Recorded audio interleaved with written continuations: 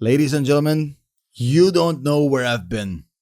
I just watched 2.5 hours, literally took 2.5 hours of my life watching Jerome Powell and Janet Yellen testify in front of the House Financial Services Committee. Those 2 hours I will never get back, much like my good looks and good physique. They're long gone. And in today's video, I'm going to literally summarize it in 2.5 minutes. 2.5 hours summarized in 2.5 minutes. That's how lame that was. Now, there were a few sound bites, but none of them were dramatic. So stick around with me for the next 2.5 minutes as I just give you the main stuff so you don't have to watch this atrocity that I just went through. And just to show you how bad this thing was, the most single interesting thing about this whole testimony wasn't none of the questions or none of the answers. It was actually the story behind it.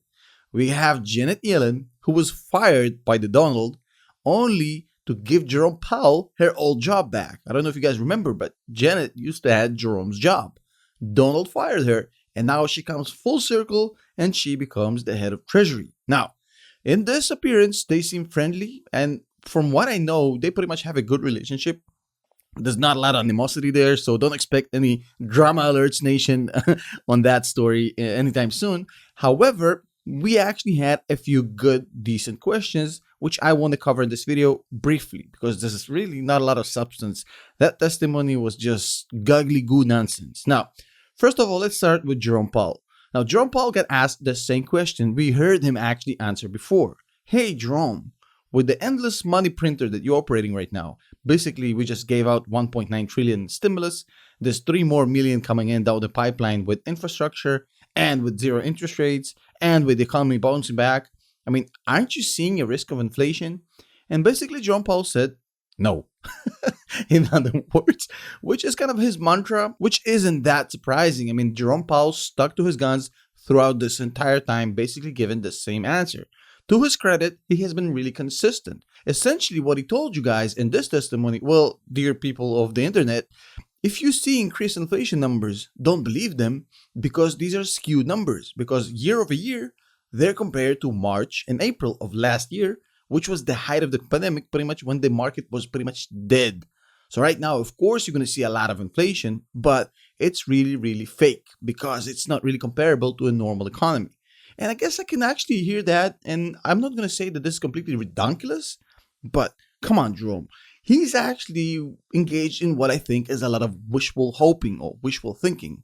He doesn't want inflation because inflation puts him in an impossible situation. He's going to have a catch-22. If he raises interest rates, he kills the stock market. If he keeps it down, inflation kills the economy. So there's not a lot of good choices for him keeping this job.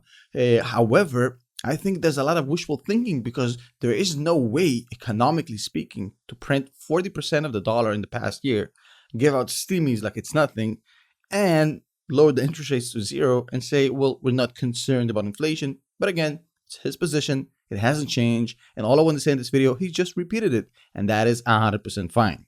And you know what? The other part of his testimony actually made me laugh. He basically came out and said, hey guys, I know you didn't ask me that, but just so you know, FYI, we just saved your ass. With all this pandemic, the shit hit the fan, we saved you by creating so much liquidity. Now look at what's going on right now. We created it, which is 100% correct. However, like everything in life, you have to pay for shit. You can't just do stuff in a vacuum. It's going to come back to haunt you. And now inflation is catching up to them. That's the only thing he doesn't want to happen because it pretty much proves that whatever they did had a cost. Now, Janet Yellen, on the other hand, has the same issue. She doesn't want to deal with the cost of what she's about to do. Janet Yellen is one of the hawks of the whole stimulus bill. She wants to give out a lot of money, and it makes a lot of sense if you want to help people. And I'm not saying it's good or bad.